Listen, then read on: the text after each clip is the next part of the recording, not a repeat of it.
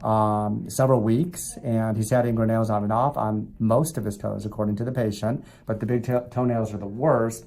This one's been infected, and he and his mom actually tried to cut it out themselves without success, right, Dr. Mom? Yes, I usually have success, but this was tough.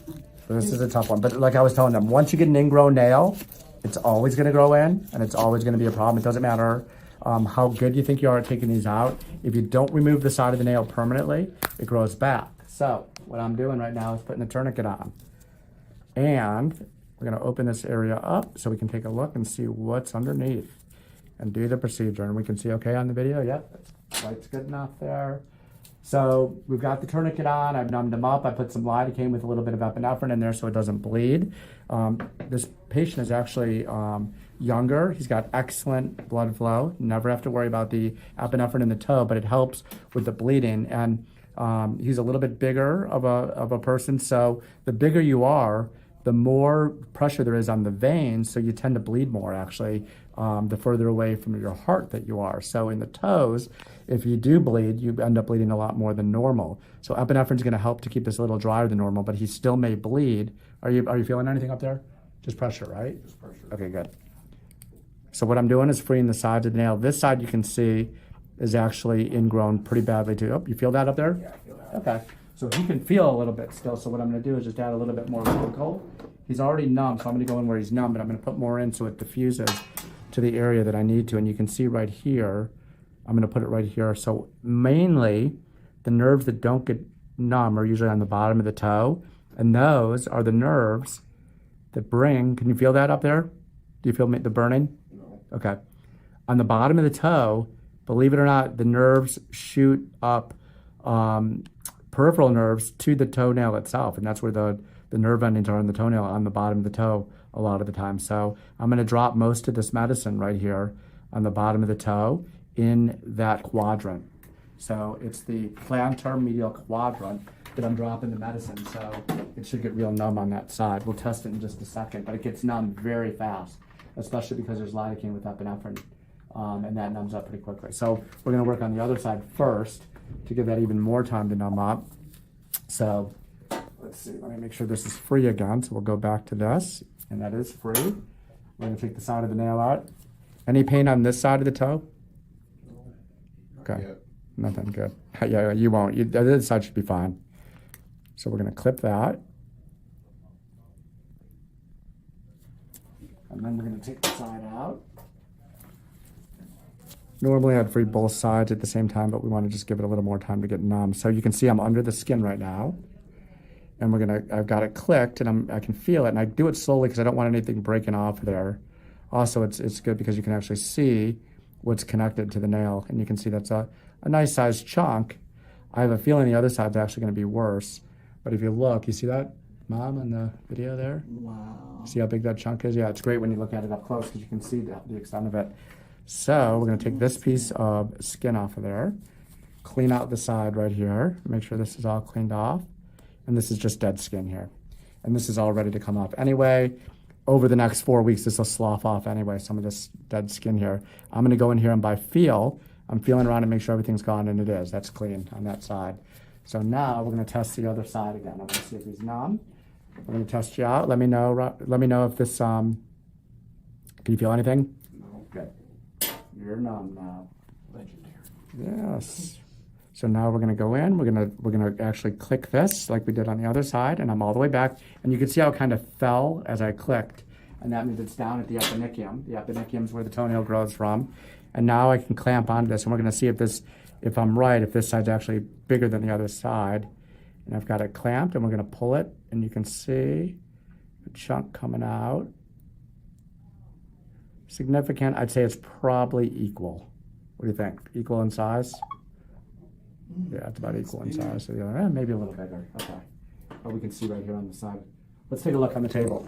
This was the side I just pulled out. It is bigger. It's more significant, but I may have pulled out a little bit more on the other edge of it. But still, it is significantly bigger, and it's growing in a little more. So now we can clean the rest of this. You can see this piece right here of skin. We're going to get this out.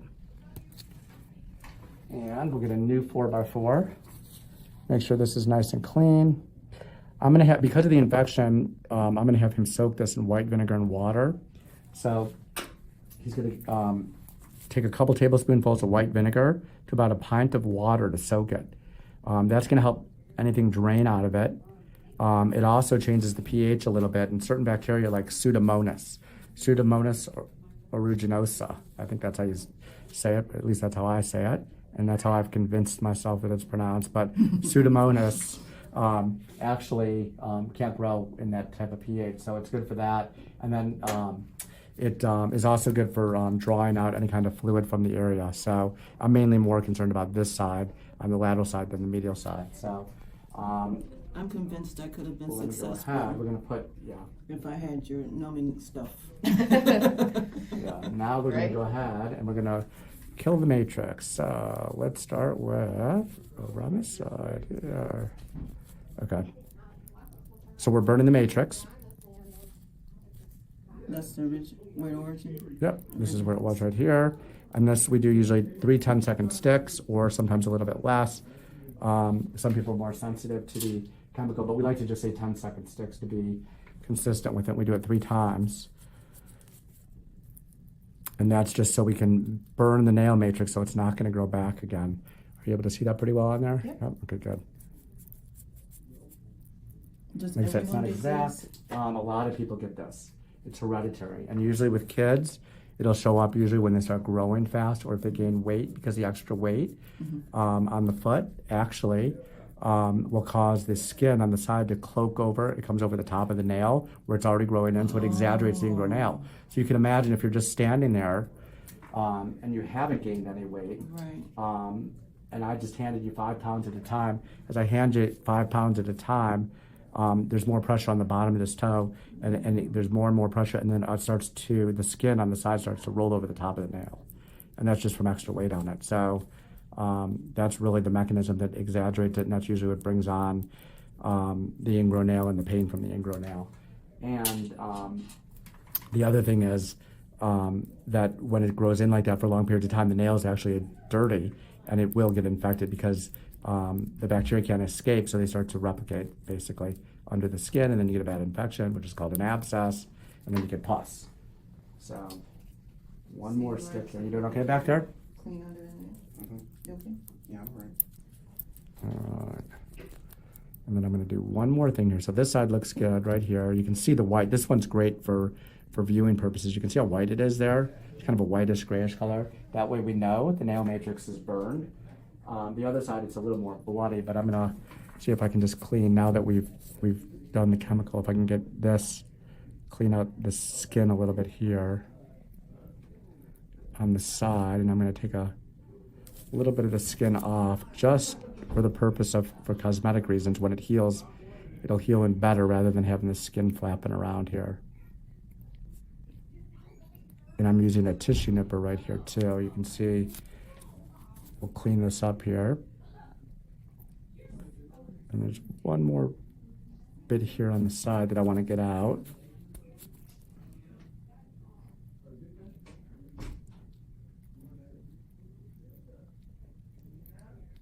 The easiest way to do this, I'm actually creating some tension, some skin tension right here on the side.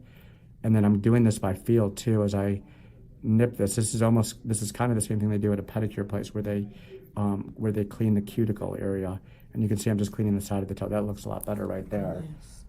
And then when it heals in, that actually is going to fill back in with tissue, but it's going to, it'll look like a normal toe afterwards too. This actually will help it heal quicker too, because you won't have dead skin getting in the way of the healing. When a wound heals, this will form a little granulation tissue, and then the wound, which is the side of this toenail area, will contract towards the toe like that, close in. This is what it's going to look like. It'll look like this when it's all healed. So it'll look like a perfectly rectangular toenail when it's done. So that looks better. And now we're going to rinse it with a little bit of vinegar. We're going to flush it actually. That neutralizes the chemical. We're going to put it this way. It kind of neutralizes it and cleans it out a little. I'm just going to wipe that out of there. Looks good. And now we can wrap it up. And we'll make it nice and thick here so it doesn't bleed through. Let's see, let me grab this leading edge here and I'll unwrap it. And you can see, even when I unwrap it, sometimes we'll get hyperemia. Hyperemia is when the body says, hey, there's no more tourniquet on there. We need to rush blood there and get more oxygen to the tissue. And you can see it as it starts to bleed. That's the hyperemia effect. You see it bleeding? So I'm going to cover it now before it gets too bad. And we will put this on top. Actually, you know what? Let me do this. Before I do that, we're going to put the Silvadine. We're going to lump this on here. There's already betadine around there, but I want to get a big lump of this Silvadine so it doesn't stick, because he is going to bleed quite a bit here. And this is going to be a little bloody here. Let's get this before it bleeds on the floor. And we're putting a bloody mess there.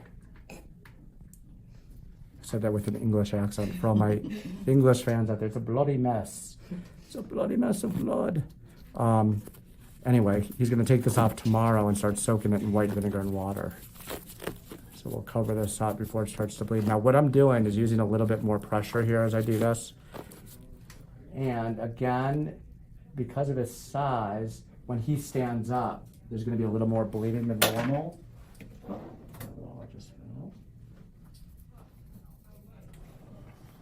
Good. Because there's going to be more bleeding than normal, we're going to put even more gauze around this, so he's going to have a real thick bandage. Am I supposed to be able to fit into my shoe? No, we're going to give you a paper shoe to wear. It's very stylish. It's the new style that they're wearing around Tampa, so you'll look great with paper shoes on. Oh, word? Can I have 6? You can have 6. You can start a trend. There you go. How long Well, will it hurt? you're going to be the beginning of the new trend. That's how you started. So that's it. So that's it. So we've got a brand new toe for him. The nail is removed. He's going to be really happy. It will be a little bit bloody tomorrow when he takes it off, but when he soaks it, it's going to draw the fluid out of there. And he'll put some pressure on it with a little bit of gauze the first couple of days, but otherwise it should heal.